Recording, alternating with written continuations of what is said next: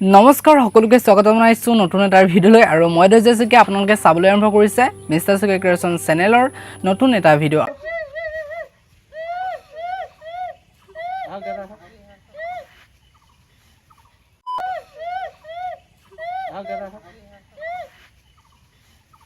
কানি থাকা পুৰা কানা ডাঙৰকে কানা কানি থাও দেই কানি থাও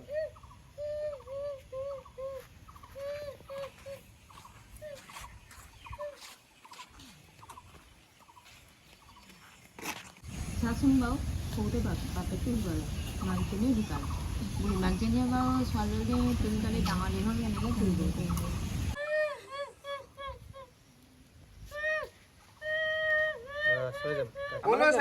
Action.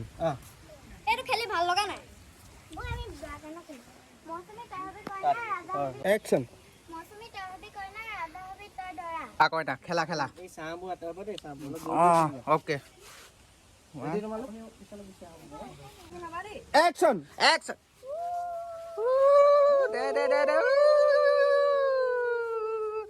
দে হেন্দু দে হাতছবি মাৰ ওকে তোলে চাই দিয়া কাট এই ৰ তহঁতৰ স্কুলৰ পৰা অহা পৰা পঢ়া শুনা নাই অকল খান ধেমালি আহিলি নে ঘৰলৈ আহিলি নে জেঠাই ছোৱালী মোকো দিব লাগিব তহঁতি গোটেইকেইটা একে পৰিয়াল মোক দে মই কাকো নিদিওঁ মই নিজে খাম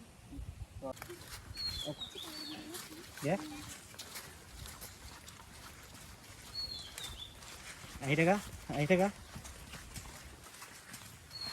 পাৰ হৈ গুচি যোৱাগে আপোনালোকৰ বাবে আজি লৈ খুব এখন সুন্দৰ শ্বৰ্ট ফিল্ম আহি আছে শ্বৰ্ট ফিল্মখনৰ নাম হয়তো আপোনালোকে থাম্বনেইলত দেখি গম পাইছে শ্বৰ্ট ফিল্মখনৰ নাম কি আৰু কোন কোন থাকিব আচলতে শ্বৰ্ট ফিল্মখন আমাৰ অসমৰ জনপ্ৰিয় ইউটিউবাৰ সৌভিক ৰাজখোৱাই টিমটোৱে বনাইছে সৌভিক ৰাজখোৱাৰ টিমটোৱে নতুন এখন শ্বৰ্ট মুভি বনাইছে আৰু আগৰ যিখন শ্বৰ্ট মুভি আছিলে সেইখন মানে অসমৰ হৈছে বহুতে আঁকোৱালি লৈছিল বহুত ভাল লাগিছিল আৰু সঁচাকৈ ক'বলৈ গ'লে নীল বৰষা বুলি আছিল আৰু সেই মুভিখন মানে খুব ধুনীয়া আছিল মিউজিকৰ পৰা ধৰি অভিনয় এক্টিং পাখিৰাজ বংশীহেঁতি আছিলে সৌভিক ৰাজখোৱা ৰ'জ বৰদলৈ বহুত ভাল লাগিছিলে আৰু আকৌ এইখন ভাল লাগিব বুলি ভাবিছোঁ মানে আপোনালোকে নিশ্চয় সৌভিক ৰাজখোৱাৰ ব্লগত যদি চাই আছে শ্বুটিংবিলাক তেনেহ'লে আপোনালোকে নিশ্চয় গম পাইছে কেনেকুৱা ধৰণৰ কাহিনীটো হ'ব খুব দুখৰ হ'ব বুলি ভাবিছোঁ কাহিনীটো মুভিখনৰ নাম হৈছে ৰাজা ৰাণী আৰু মেইন কেৰেক্টাৰ মানে মেইন চৰিত্ৰত অভিনয় কৰিব নায়ক নায়িকা হিচাপে সৌভিক ৰাজখোৱাৰ লগতে ৰ'জ বৰদলৈয়ে মেইন নায়ক নায়িকা হিচাপে অভিনয় কৰিব আৰু তেওঁলোক দুয়োগৰাকী যিহেতু ইজনে সিজনক ভাল পায় আৰু তেওঁলোকে এই চেনেলটোত যিবিলাক শ্বৰ্ট ফিল্ম আহে তেওঁলোকে মেইন কেৰেক্টাৰ কৰিব আৰু লগতে ষ্টৰিটো এই ৰাজা ৰাণী ষ্টৰিটো কল্পজ্যোতি ফুকনৰ লগতে সৌভিক ৰাজখোৱাই মিলি পিনে ষ্টৰিটো সাজিছে আৰু ডাইৰেকশ্যন দিছে কল্পজ্যোতি ফুকন আৰু আপোনালোকে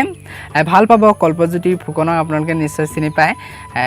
আগৰ পৰা যিবিলাক সৌভিক ৰাজখোৱাই শ্বৰ্ট মুভি আগৰ পৰাই কৈ আহিছে আৰু সেই শ্বৰ্ট মুভিবিলাকত কেমেৰামেন ডাইৰেক্টৰ এনেকৈ কল্পজ্যোতি ফুকনে খুব সুন্দৰকৈ পৰিচালনা কৰে খুব ধুনীয়াকৈ কেমেৰা চেমেৰা কৰে সৌভিক ৰাজখোৱাই সকলোৱে মিলি খুব ভাল লাগিব আগৰ পৰাই বহুত কেইখন শ্বৰ্ট ফিল্ম সৌভিক ৰাজখোৱাই থকা শ্বৰ্ট ফিল্ম দি আৰু সৌভিক ৰাজখোৱাৰ প্ৰত্যেকখন শ্বৰ্ট মুভিয়ে মই চাওঁ আৰু ক'বলৈ গ'লে সঁচাকৈ মিউজিকৰ পৰা ধৰি অভিনয়ৰ পৰা ধৰি গোটেই মেকআপ চেকআপ কষ্টিউম মানে চবেই ভাল লাগে খুব ধুনীয়াকৈ সাজে আৰু কাহিনীটো খুব ধুনীয়া ধুনীয়া কাহিনী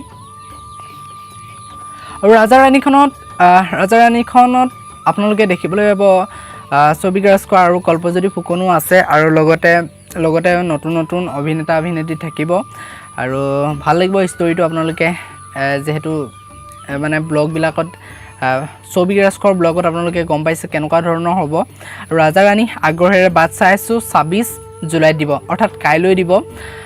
কাইলৈ চাবলৈ পাম ৰাজা ৰাণী সৌভিক ৰাজখোৱাৰ নিজৰ ইউটিউব চেনেলতে আৰু খুব আগ্ৰহেৰে বাট চাই আছোঁ আৰু আপোনালোকে চাব খুব কষ্টৰে শ্বৰ্ট মুভিখন বনোৱা হৈছে আৰু এখন শ্বৰ্ট মুভি আঁৰত কিমানখিনি মানুহ দৰকাৰ আৰু বহুত খৰচা পাতিও আছে বহুত খৰচ হয় আৰু নিশ্চয় ভাল লাগিব ৰাজা ৰাণীখন যেহেতু প্ৰত্যেকখন শ্বৰ্ট মুভিয়ে ভাল লাগে আৰু এইখনো ভাল লাগিব বুলি আশা কৰিছোঁ সকলোৱে আদৰি ল'ব আৰু এইখন মতে তই ক'ব মানুহ আহিছ হা অঁ মোক চোন এবাৰ মতে ফুল এটাও হিলাব নোৱাৰে এইফালে চোৱা হেই। এই ঐ ঐ এইটো ৰাজা নহয়নে ৰ'জ দৌৰ দৌৰ দৌৰ দৌৰ ঐ ৰাণী ক'ত যাওঁ কি এজনী বাটত আজিলৈ ভিডিঅ'টো ইমানেই আছিল লগ পাইছোঁ মই অন্যটা ভিডিঅ'ত তেতিয়ালৈকে সকলোৱে ভালে থাকিব আৰু মোৰ চেনেলটো ছাবস্ক্ৰাইব কৰি ল'বলৈ নাপাহৰিব অন্যটা ভিডিঅ' লগ পোৱাৰ প্ৰতিশ্ৰুতিৰে আজিৰ ভিডিঅ'টোৰ পৰা বিৰাম মাৰিছোঁ ধন্যবাদ